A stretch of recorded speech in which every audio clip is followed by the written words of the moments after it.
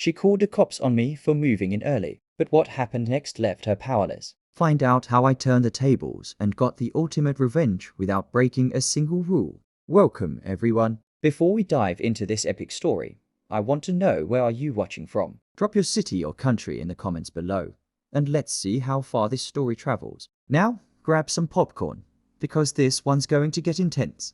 The protagonist, eager for a fresh start, finally moves into their new home, a beautiful, peaceful suburban neighborhood. It's everything they've dreamed of. Quiet streets, friendly neighbors, and the chance to build a life away from the chaos of the city. They arrive a bit earlier than expected, hoping to get a head start on unpacking and organizing. But what starts as an exciting new chapter soon takes an unexpected turn when they realize someone is watching from across the street. Karen, a strict and overzealous HOA member, notices the moving truck in the driveway. Her eyes narrow as she picks up the phone, making a call that would escalate the situation faster than the protagonist could have ever imagined. Just as the protagonist is starting to unpack, they hear a knock at the door. Standing there is Karen, with a look of disapproval so fierce it's almost comical. Without even introducing herself properly, Karen declares that they are in clear violation of HOA rules which strictly forbid early move-ins. The protagonist is taken aback. You can't just show up and start moving in early, Karen insists. I've already called the police to deal with this. The protagonist tries to reason with Karen, explaining they weren't aware of any move-in schedule and didn't think it would be a problem. But Karen is unmoved. Rules are rules, she says coldly.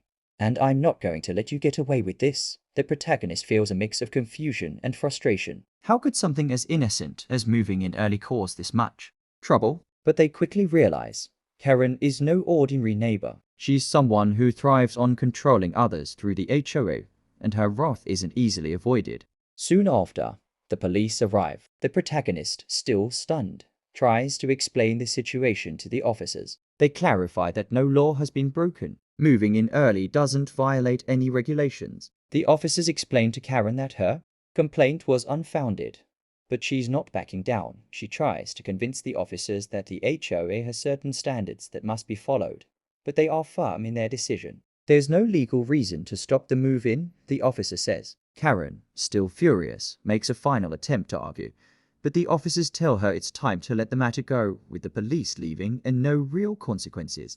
The protagonist breathes a sigh of relief, but Karen doesn't give up so easily. As soon as the police are gone, she's back at her house, seething with anger. The protagonist realizes this is far from over. They can already feel that Karen's not someone who will just let this slide. The protagonist can't shake the frustration of Karen's unnecessary interference. They feel wronged not just by Karen's behavior, but by the way she's used her power to intimidate them. After thinking it over, the protagonist begins to formulate a plan.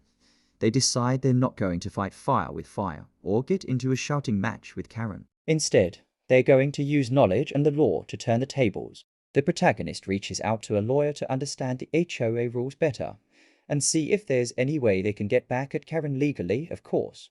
The lawyer listens carefully and soon reveals something that surprises the protagonist.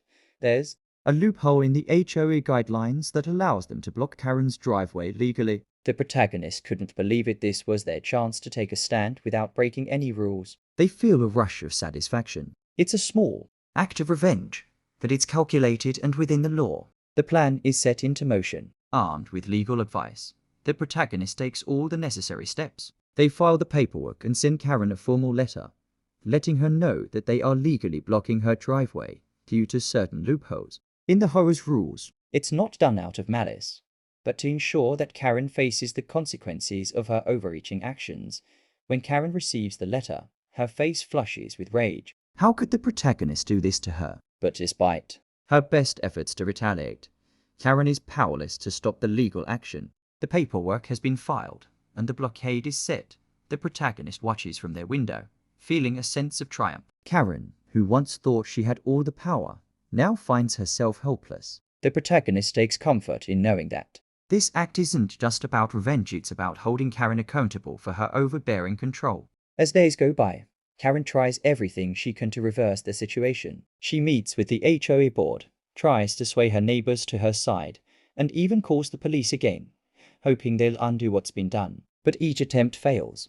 The HOA, After reviewing the legal details, sides with the protagonist, Karen's frustration grows with every failed attempt. She can't believe her authority is slipping through her fingers, and she tries to rally more support, but no one is on her side.